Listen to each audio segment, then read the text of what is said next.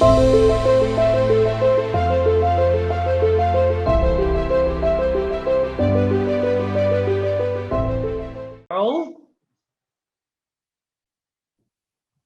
my name is Patel. I'm the partner and CEO of Sapient Group and partner and CEO of Flash Group. I'm a serial entrepreneur, best-selling author, been in the tech industry for over 3 decades, written several articles, books, etc. Enough said about me, but with me today, I've got a good old colleague, friend that we've crossed paths in during my Siemens and Sun Microsystems days. So we go back when .com was started and where I would say, technology innovation with the .com and the Java and AI, blockchain, quite a lot of it started during our time, and it's now coming to fruition at a grand scale. So today we would like to just chat through, not only from past history, but we also want to chat through what's coming in these artificial intelligence, deep learning, machine learning, quantum computing. Where do we both see it? And where does that lead us in terms of real life use cases where the big investment bucks are going and things along these lines. So without further ado, Gary, quick intro, and then we kick off, buddy. Nice to have you. Yeah, so my name's Gary Fowler, and I'm a serial entrepreneur and investor. I've done 17 companies. I was on the original management team at Click Software, sold to Salesforce for $1.35 billion, a little less than 2 years ago. And also Eva.ai, which I had started 5 years ago, almost to the day, actually. And we love AI and quantum computing. Today, I'm the CEO and co-founder and president of GST Get Shit Done Venture Studios, a premier AI and quantum venture studio that searches the world for resilient teams that want to go global. You know, we've been called the unicorn breeders. We love AI and quantum. In fact, next week we'll be down in Africa because there's some incredible companies that are on the continent, and we're out there looking for those companies to curate them, to use Silicon Valley as a port to the rest of the world. Fantastic. I read too. I've written 124 articles just in the last year on AI and quantum, and have won a couple of interesting awards. Not sure why, but they gave them. Yeah, absolutely. Yeah, I've had awards speaking and books, and actually I lost track how many articles I've done, but I did a COVID book as well on the whole blockchain and tech space as well. Previous ones have been entrepreneurial based, holistic health based as well. So I scaled that side as well, having done that side of the business. But we're not talking about longevity here. We're talking about tech here. So Gary, in your view, so in our days, I certainly I did a lot of the YAC and the assembler and Lisp type of AI early days programming, where I cut my cloth, I guess. But then nowadays it's moved significantly, where I don't think there is a single area that AI ML cannot touch in terms of business vertical. What's your view on that? And give us some insight on some of the things you have seen, and I'll chip in as well. Yeah, sure. Well, I mean, let's just paint the picture. So today there are 40 zettabytes of data on the planet Earth. And to visualize it, if we took CDs and stacked them one on top of another, it would go 29 times between the moon and the Earth. That number has grown at 68.7% per year. So we're inundated with information. At the same time, if you look at your own personal cloud, each one of us here, including your viewers, has about 300,000 items across the board within their personal cloud. Well, let's put it in comparison. In 1996, when the World Wide Web was created, when it was flourishing, there were 300,000 items, 257,000 items. You and I have more items in our own personal cloud, the entire number of websites on the web in 1996, and that number doubles every year. In 5 years, there'll be 10 million items within your own personal cloud. Think about it. Every day, how many times does somebody say to you, I sent you a message? Where did you send it? And can you send it to me again, please? Can you send it again? Why? Now think about it. Here you are, you've been around the block a few times. You've been working for tech companies. I have PhDs from MIT, PhDs from Stanford, top 50 CEOs of companies. We're in a state, as Alvin Toffler said, of info-obesity. Absolutely. We need to have artificial intelligence across the board. And, when you said rightly so, that vertical markets, where is it in terms of verticals? Well, then AI is transportable. In fact, I wrote an article about this in Forbes magazine. And it's not about the transportability, it's about the training sets. So if I need a supply chain or manufacturing or healthcare, health tech, I can use the same deep learning, machine learning. It's just I need the training sets. Our lives are inundated. We are in a state, as Topher said, of info-obesity.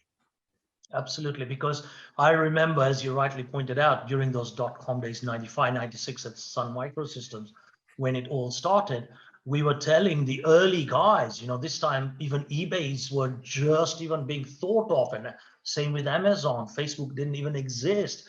We were telling these early adopters that this is the way to go. But, we needed huge data centers for this. And now all of this is on our mobile phone, and more than those days. So data drilling, data mining, data analytics is a huge thing.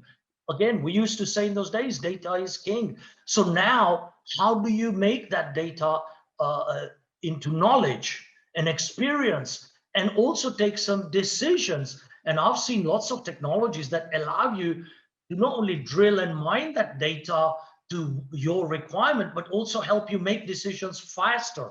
And the more quantum computing comes into play, we will be able to process it faster than the human brain, which is where I see that explosion. But I see it within 10 years, by the way. I don't know what's your view on that. Yeah, so the first thing is the human brain processes about 50,000 complex transactions per day. Yes. So, it's been a while. It's taken some time, and reflect back and Ops 5 and Lisp.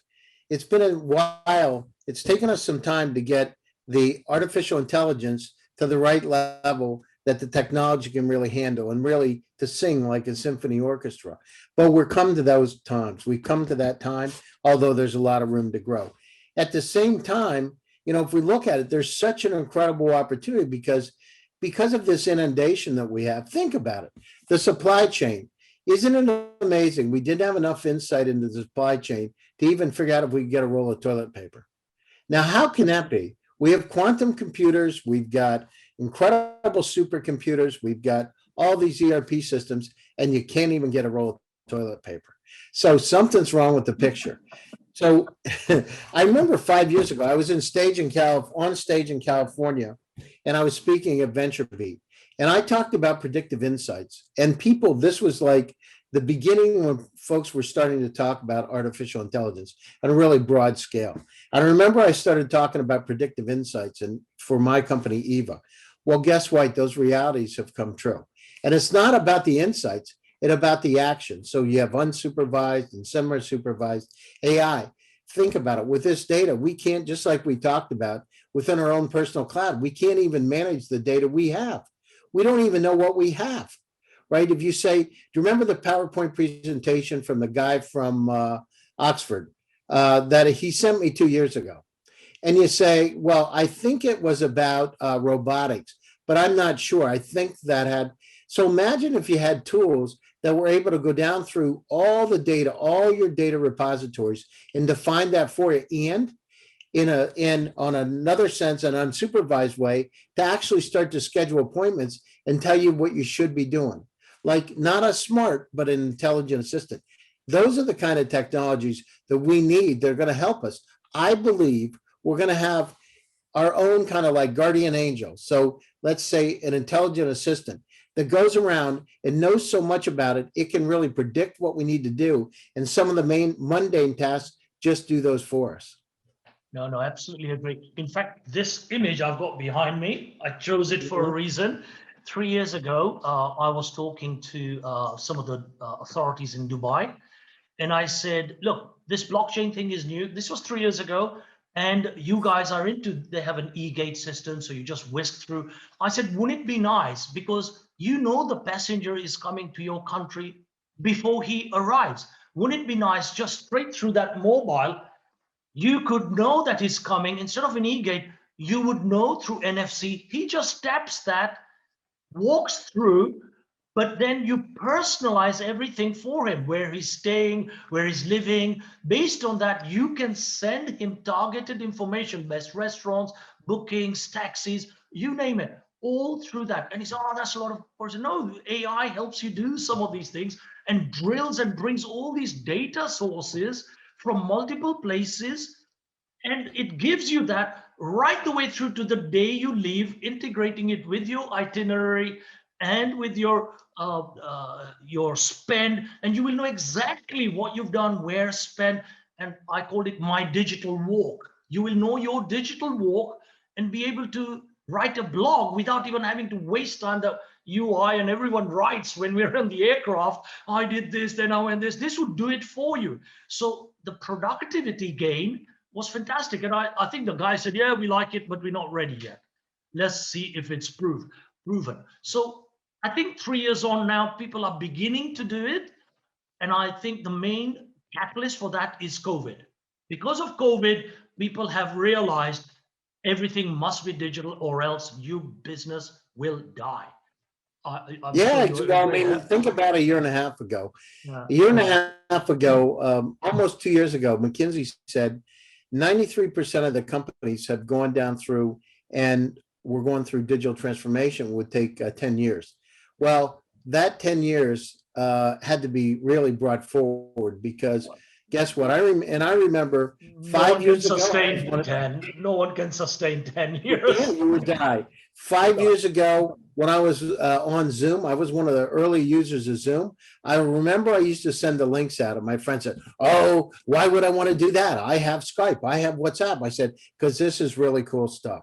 This Eric has developed this really cool stuff. Yeah. And I got it from one of his VCs, and I remember passionately Eric was talking about some of the things that he was going to do. Well, look at it. Over 400 million daily active users later. Zoom is used like copy, like Xerox was a few years ago, right?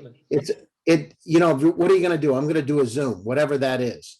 And so now we've moved into another world, a more broad reaching. I believe that intellectual capacity is evenly spread around the world, but opportunities aren't.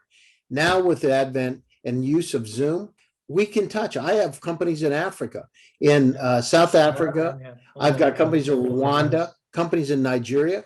Why? Because we can now touch base, and we're accustomed to be able to do business without even getting in front of a person because of the Russian roulette experience. We don't want to take a chance of dying. Absolutely. Absolutely. And so here we are. It's changed everything, and but the companies that embrace it are going to win. Absolutely. The individuals that embrace it are going to win. And if they don't, there's going to be two classes of society, I believe. The ones that understand data and can manage it and use the technology, and the ones that don't have a clue. So our job is to make the playing field more even, which, by the way, Zoom's done a good job of. Yeah. And again, that's a great case in point with Zoom, which is what we are using. I've been using it for years as well. I can't remember how long. But we were doing conferences and video conferences in the 90s. I remember when internet started, instead of traveling all the way to Mountain View or Palo Alto or wherever, we were doing it from UK. We were doing video conferencing just like this. Only in those days, you had to have big cameras and big speakers and Cisco routers and all these things, right? But it's the smaller companies generally are innovating, and you doing these things in Africa, so am I, India, various other places, Eastern Europe. Skype was there for 20 years. Skype didn't develop. Why? The biggest thing that went wrong is a big conglomerate went out and bought it. Same thing with WhatsApp, was doing fine. It would have exploded. Big conglomerate, dare I say, Facebook, with their dirty blackmail ways of doing it. That's why you've got Signal and Telegram and all these other things, right? So the smaller guys are being more agile rather than having that corporate bureaucracy to stifle growth and rapid growth fast. So COVID has helped do this. And taking it on to AI as well now, I think the upcoming new AI technologies will not be from these big guys. It will be from the smaller people. And I'm sure that's why you are drilling places in Africa and Eastern Europe like we are as well, right? Yeah, I mean, that's exactly right. And I never forgot, Scott McNeely said to me many years ago, and recently again, a couple of years ago, is that always go to the areas that you fear the most. And Scott McNeely is one of the founders of Sun with Bechtolsheim and Yeah, my Vino. ex-boss, as you know, my ex-boss, yeah. And he was, And yours, yeah. yeah, absolutely. And, Yes. but what he said was really amazing. And that was go to areas that you fear the most because you're going to learn the most. And I reiterated with him when I had lunch with him. Absolutely. It's just the truth. And the other thing is you want to go in opposite direction of where the market goes because Warren Buffett, right? That's where you find the opportunities. So when I went to Russia and I moved over to Russia, people say, you're crazy. Why would you go to Russia? You're American and living in Moscow. Well, because there's lots of really smart people that are doing some really cool stuff. And it's really interesting. And oh, by the way, some of the top AI people in the world are coming from those kind of places, Russia, Belarus, Ukraine. And so why not find them? Romania, yeah, Cluj, all over the place. And what you have to do, and also Africa, places like Africa and Indonesia and Australia, you got to find those folks that think differently. And we believe there's really three pieces to the model. One is you need intergenerational teams. You need the people that have been around the block a few times because they have a lot of contact and a great network. Absolutely. Right? Cultural diversity, people from different cultures, so you can look at things in an entirely different way and try to have a more 360-degree view. Absolutely. And the third thing is decentralized teams. So if you're doing your R&D work in a place like Cluj, where you've got the right kind of value for the dollar or for the euro to be able to get this stuff done, or Russia or Africa, wherever you can do it, create anywhere where you can find the talent to get the right job done at the right price at the right time. And it's like Eva, my company, 90% of my resources are still located in Russia. My R&D resources, but my operations office is in Silicon Valley. Why? Because the valuation's higher, because I have access to partners and opportunities. And by the way, many of the investors from around the world are, within minutes of my office. So if I want to go meet somebody in Sand Hill Road, it takes me less than 10 minutes to get there. Absolutely. So it's a whole lot easier. It's just, I remember I'm a country boy from Pennsylvania. When I grew up in a 500-person village, I remember if you went fishing, you wanted to go down to the fishing hole where the fish are located. You don't want to be going in some lake where there's no fish. And I remember one time a friend of mine said, I'm going to go in this other lake by our house. And I said, but I know they just stocked this one and they put in some really nice rainbow trout. And he said, no, I'm going to go the other one. Well, I caught my limit of 6. He didn't catch any. I ended up having to give him 3 of mine. And the moral of the story is go where the fish are. So why in the world would you want to not go where the fish are, wherever that is? And that's where you'll find opportunity. We have so much in common. I must admit, that's why we're having this. So even on that story that you just gave, multicultural, so that's me, totally. Born in Africa, British citizen, lived in America, lived in Germany, around the world, India, Dubai resident, Romania.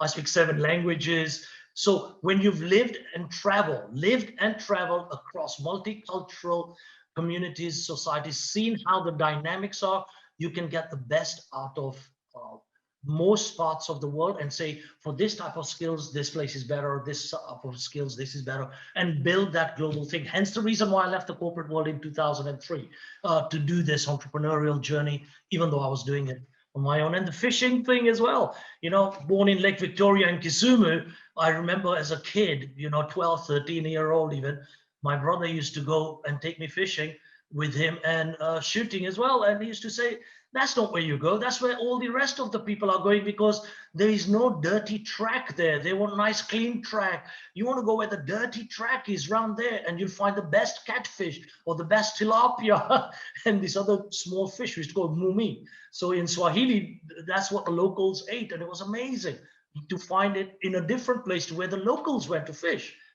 because it was easy to get to, and coming back to McNeely as well, one quote that I always remember, he says, all the skills are never inside the company. And that was at the time when we had like 35 or 1,000 people. And he says, we still don't have all the skills in-house.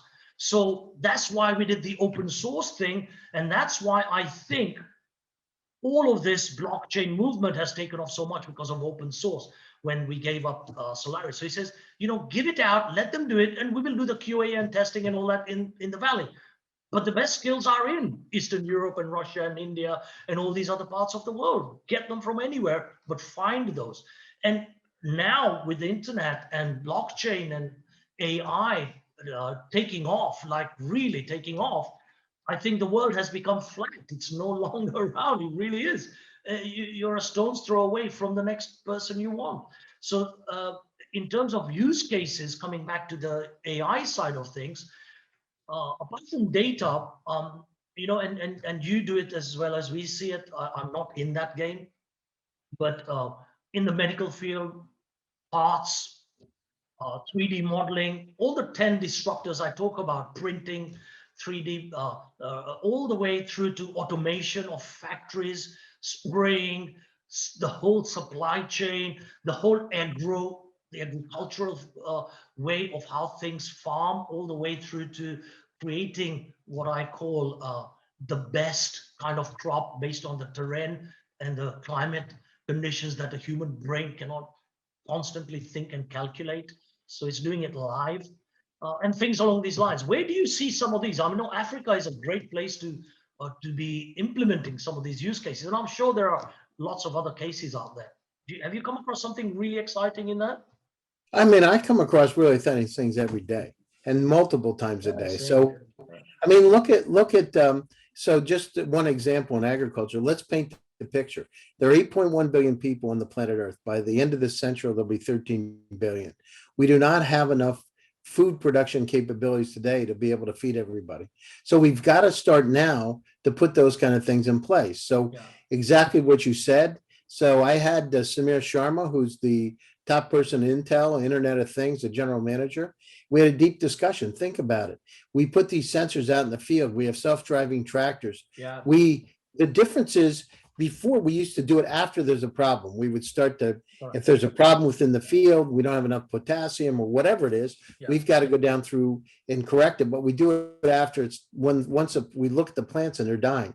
Well, why don't we do it on a real-time basis? Whether we're using drones, whether we're using sensors in the ground to understand. Now we can imagine how efficient it is being able to use self-driving tractors and balers and those kind of things to bring the products in. We're doing a lot faster, a lot more efficiency and creating more supply. The other side of it is things like, Beyond Meat, right? Capabilities out there using soybean, those kind of things, and 3D printing to print meat-like tasty foods, but they aren't meat, they're plant-based. So imagine how much that's going to change things. So we're really in the dawn in a whole lot of different ways. Let's talk about genomics, gene editing capabilities. Think about it. We can take cancer out of a person so you don't get it. There's diabetes.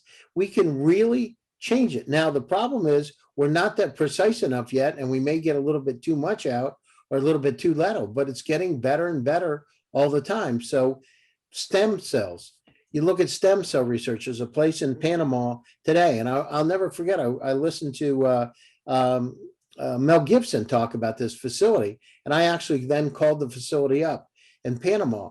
My friend needed a hip replacement. He's in incredible shape, 50 years old, needed a hip replacement. The guy's, like a model kind of good shape. So he ended up getting stem cells. In 6 weeks, he was able to walk again. So he had stem cells therapy, cost about $6,500. So we're in the verge of something incredible. A few years ago, I took MBA students. I took a summer off and took MBA students from Skokova, Russia, the university, over to Silicon Valley. We worked with Stanford professors. We worked with some high net worth individuals. And the idea was living to 120. We're not that far away from not only 120, but 150. And so what is it? So we go down through and course correct things like smart pills that can actually understand what's happening inside of us, nanobots. So if there is cancer detected, to course correct it instantly. Computer vision. One of the studies at Stanford University was to look at melanoma on the skin and to be able to tell better than over 21 of the top skin cancer melanoma specialists what was happening And so then imagine have actually directive surgery to be able to cut it out and not take too much, because that cancer is about, taking too much chemotherapy and too many cells that aren't affected. So we're in the dawn of an incredible, incredible era. Yeah. Look at where we are with cars. Battery technology is increasing about 30% per year in terms of capacity. New technology like lithium fluoride batteries that last 6 times longer than lithium ion. Motors developed by companies like Yamaha, right? To be able to drive things, bicycles, motorcycles. We're really at this transformational time. And at the same time, Ru, in India, it's the first time in 30 years because of the pandemic, we've been able to see the Himalaya mountains. Yeah, thank God for that, right? Yeah, But I mean, you see it even in forests and lakes and just general seaside. And just now I'm in Valencia, overlooking at the sea, and I saw 12 people surfing, and it's bloody cold out there, but it's so clear and clean. It hasn't been seen so clean in such a long time.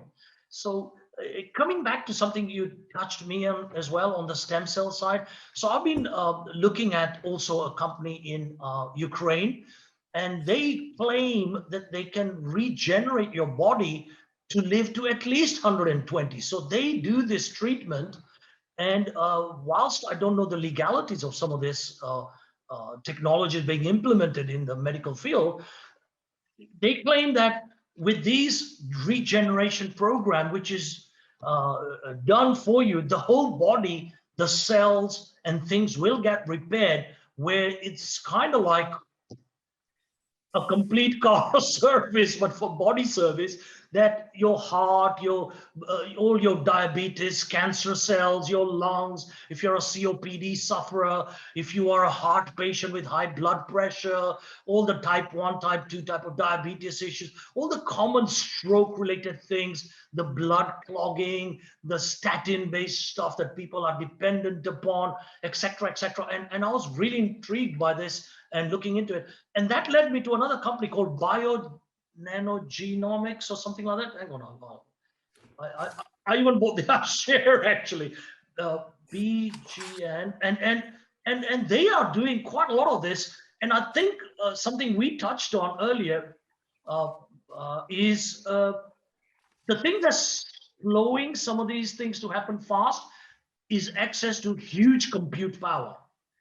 And this bio-nanogenomics people were talking about, they've already got ways of doing it, but it's the compute power that is slowing the answers to what is required to get some of this into market fast. So with the compute power, if we can move to that, where do you see quantum-based computing in its current stage? And I know what Google and Microsoft and all these guys are doing, and even NVIDIA, because some of our ex-colleagues from Sun, Jay and Shankar and all these guys are out there, by the way, who I met a couple of years ago as well, whilst I was speaking at an event over there. And they are talking about some huge, I forget the term even, how many teraflops or gigaflops, the petaflops they were talking about in terms of compute power within the next 2-3 years, and in a small space. So with that coming on, and I think I mentioned to you, I've got a friend in the Valley who is developing something that is at least 10 times, if not 20 times faster than what Google already has. So these new startups is where it's happening. Are you seeing anything that might happen in the next 2-3 years in the quantum space? Yeah, sure. But I want to go back to the good for you to touch it as well. Yeah. The one point that you said about the Ukrainian company is interesting, because that's what it was very fascinating. There was a conversation with Mel Gibson.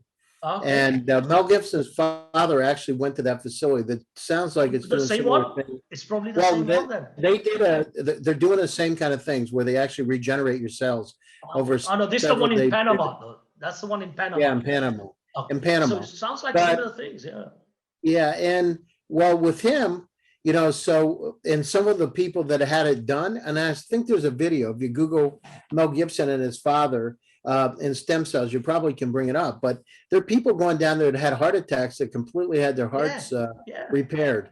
and his father had a sexual dysfunction. Even that changed, and he felt a lot better. He was able to, walk again, and he had problems with memory. Got better with that. It was like it literally across the board. So I think that it's very interesting. I called him up myself. I don't know how much do they charge in the Ukraine for doing it. Do you know? So I know someone who went there for mainly heart, blood pressure, and diabetes, and he said he paid about 40 grand. Yeah, I think it's like 20 grand down in Panama. Really, that's cheap. Yeah, because I called them up and talked to him directly, because I was going to go down in 20 or 25, and it's not that much.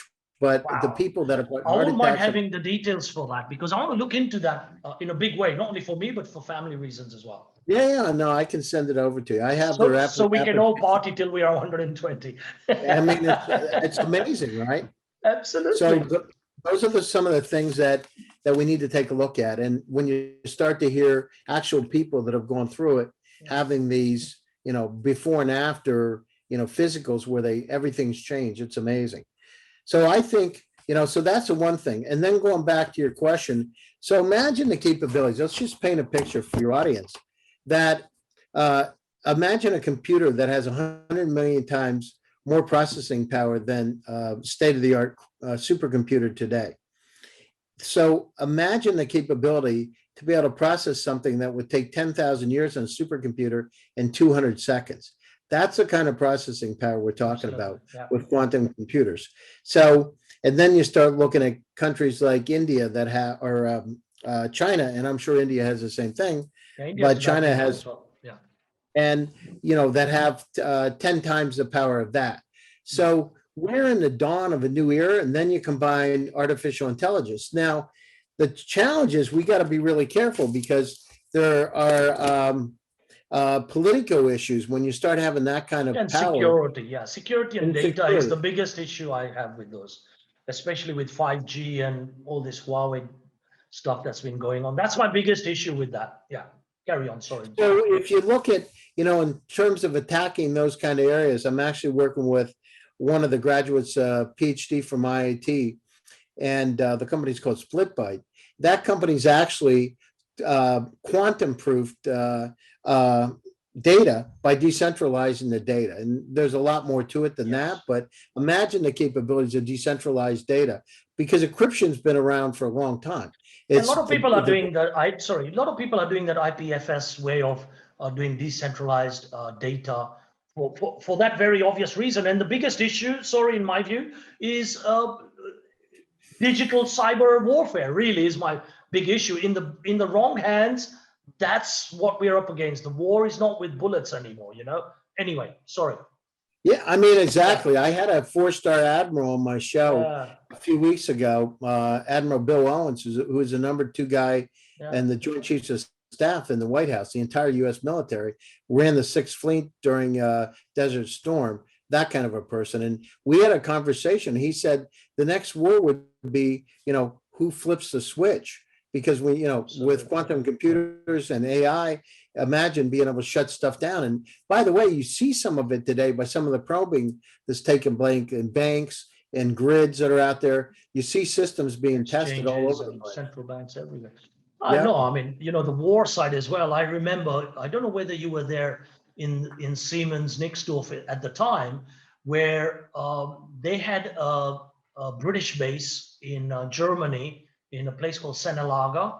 And I remember Major General Henry Hill, we were telling him the war is now fought with computers. And we simulated the whole war, going out, doing recce's, right the way through to collecting that data and simulating the war on big, huge workstations, how to do that through technology, really. And even the pilot was like 5 million for just a pilot in the late 80s, early 90s. But you can imagine what's going just now in all the big Pentagons, GCHQs, NSAs, all the Department of Defense, people getting together, the billions that's going into this. And I hope AI and quantum computing is used in a good way rather than the counter way that I'm 100% sure is happening as well. Yeah, I mean the situation. So, going down through it, and on the negative way, I mean, we look at the political implications of it, but we need to think about. Listen, we've got some real challenges on this planet. As I said, there are 8.1 billion people. By the end of the century, there'll be 13. At the same time, with global warming taking place, it's projected just in Florida that the sea level could go up 2 feet, right? Two Yeah. feet's going to cover a good part of the state, and it's going to cover some coastal areas. What did they say? Some cities will have 4 to 6 million just in India underwater. And at the same time, I was lucky enough and blessed enough to be able to spend about 6 months with Dr. Irving Crick. Irving Crick founded the meteorology department at Caltech, one of the first meteorology departments in the planet, and also was a student of Einstein at Princeton University. He was 84 years old when I met him. I was blessed to have a chance to spend with this guy. He's a meteorologist that worked on Operation Argument, Invasion of Normandy, doing long-range weather forecasting, using algorithms, right? So weather is, it's not linear. It's a reoccurring pattern over time. Yes. One of the things he told me, so we started talking about climate, and this was back in the early 90s. And he said, Gary, he said, when you start to see the Gulf Stream slow down and it snows in the UK, you understand that the problem has started, right? You're going to see changes because the Gulf Stream slows down, the food supply starts to slow down. The Gulf Stream warms British Isles, and when you see snow come, you know the changes are taking place. Then he talked about birds, right? And then he talked about bees. And I was at the time thinking, this guy, like, maybe he's been around the block too many times, I mean, he's a genius, but I was listening to him. But guess what? Those things are happening. Bee populations are down about 50%. So we need to go down through. We have, I deal a lot with space. I have a couple of astronaut friends.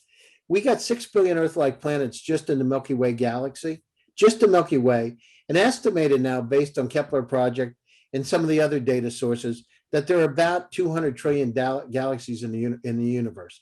200 trillion. Yeah. 6 billion times 200 trillion. So we've got a lot to explore. My friend Christopher Altman, who's an astronaut, he says, Gary, when you're out in space and you look down at the Earth, you understand how small we really are compared to everything in the universe. We've not explored anything. So we need to go down through and think about how to preserve ourselves, how to make life better. We've hurt our planet in a whole lot of ways because of greed, for all kinds of different ways. We need to heal the planet. And, this global warming is speeding up so quickly, right? What did they say, 20 centuries happened in, what would take the 20 centuries before happened in the 20th century. So in 1 century, we did as much warming as happened in the 20 centuries before that. So it's there. The sea levels are rising. Average temperatures have gone up. I remember Dr. Crick telling me there'll be 2 bread baskets in the world, Canada and Russia, right? There'll be water wars. He told me this. He said, Gary, with global warming, there's going to be water wars. You're going to see population increases, and you're going to see people. This was back in the early 90s, buying water in bottles. And it didn't happen in those days. You used to get a glass of water with your dinner, with your breakfast. You would get water at the restaurants in the US. Now you get bottled water. It is entirely shifted. He said, you'll be buying water by the barrel. It'll be sold like oil. And it's amazing, right? No, how that's scary. changed. It's so scary. It is scary. Well, we can go down through as humanity. We got to work together. We've now with this, we understand what's happened to the whole entire planet with COVID-19, that we are vulnerable. It's not that we've got incredible technologies and knowledge, but the basic kind of things, hand sanitizer, vaccines, paper towels, basic things. We can invent quantum computers, but we couldn't get enough toilet paper. What's wrong with that picture? It doesn't make sense. We need to go down through, and those are the basic things, ventilators, hypodermic needles. We couldn't even get at the most advanced hospitals in the world. We couldn't even get masks for the doctors, right? They were wearing, gas masks from World War II. It was crazy. So we need to go down through and look at each other and figure out how we can work together now, how we can pull each other apart.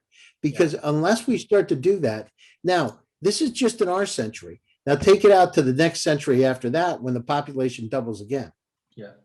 What do you think is going to happen when that happens? Nothing good. You know what I mean? Nothing good. So, and the important thing you said is we need to work together because, again, in our space, I tell almost everyone, don't think that you can do this on your own. If you are not going to collaborate with other people and create a proper ecosystem where everyone benefits, including, we have a percentage of our profits going to self-sustainable CSR-based projects. So everybody, you need to create what I call a socio-capitalism. It's not socialism and it's not capitalism, but it's a happy media between the two where you are taking care of everyone and everyone is getting paid forward, everyone. So from the contributors to helpers to people who even look, just look at what, Google, Facebook, all these guys make money from us. We are their product, but they don't share that revenue with us. We post data and content to them to make them look good. We don't get paid for it. So socio-capitalism is when they should pay even the contributors and share it and pay it forward. Same thing with, with all the social side of things we said about the planet and humanity-based projects, all has to be paid forward somewhere, somehow. And you are into Africa. I was born in Africa and raised there as well. There are so many places in Africa that even a simple mobile smartphone can earn them money through blockchain, which is some of the things we are developing as well. Just by having it as a master node with some cash in it, instead of every so many months, the Red Cross and all these people giving them money that goes out, give them recurring passive income and then help them build their self-growth, your irrigation, clean water, all this that is done itself rather than a handout way. So, the planet, and again, I think we're in violent agreement that COVID was a good wake-up call for everybody, It's a very good absolutely. I mean, it's helped us understand our vulnerabilities and also understand, some of the simple values that we had gotten away with, family, simple kind of things, board games, riding bicycles together. We had to go back and we had to reflect on who we are, what we want, and where we want to go as a humanity. And that's the beauty of the situation. And we go down forward, the democratization of opportunity on a global basis is really helping everybody. So as I said, we're spending a lot of time in Africa, all over, because there's so much opportunity. And I know if we create jobs with these companies, they're going to be able to feed their families better. Absolutely. And the world's going to be a better place, right? Everybody wants to take care of their family. Everybody wants to, have children and that kind of thing. So let's go down through and create a better existence. And when I say this, I'm not trying to say this in a utopian kind of way. I'm saying this just has to be the way we move forward. We need to understand that we need to help each other. There's other things on this, in this universe. We got asteroids out there that are coming close, near misses with the planet. We need to be able to go down through and thwart these kind of things to keep them away from us. We need to explore the universe to see what's out there. I mean, there's a lot of interesting things that are out there that we just don't know. Stephen Hawking says, what about civilizations that could be 100 million years ahead of us, right? Yeah. And let's go out, let's explore them, but let's not come out as these violently, folks that are trying to conquer. Think about what the, Europeans did when they came over, or people from all over came to the US when the Indians were here, right? It was their land and we moved them into reservations. We basically herded them in and did not good things, not fair and just things. Yeah. And how would we want that to happen? Would we want that to happen to ourselves? Probably not. Absolutely. So, we can change the world together. We can live longer. we can, I was on a panel by PharmaVision talking about AI and drug development. We're using AI for models instead of being able to reduce the amount of bench time. Those are the kind of things that can help Absolutely, humanity. yeah. Preventative stuff. Yeah, absolutely. On that very positive note, Gary, absolutely. I think one thing everyone has to do is whatever it is, with it 5%, 10%, 2%, bring it forward to help the planet and, you know, the less unfortunate people to get themselves sustaining, because otherwise we are not going to survive. It is a fine balance, that without that balance, the world will go bad, because then they will start burning wood and doing all the pollution stuff because they haven't been equipped. And that spoils it for the rest of us as well. So people need to understand that complexity and balance. You know, it's like the wolf's story going into forest without that ecosystem balance of a wolf being there or a lion being in the forest to create that, you know, dare I say it, from my Kenyan Simba days, you know, without the lion and creating that ecosystem, you see the dry, horrible lands, and that has an impact on the whole planet. So fantastic, Gary. It was great to chat with you. Any final comments, thoughts? I'm sure we are going to have quite a few of these together.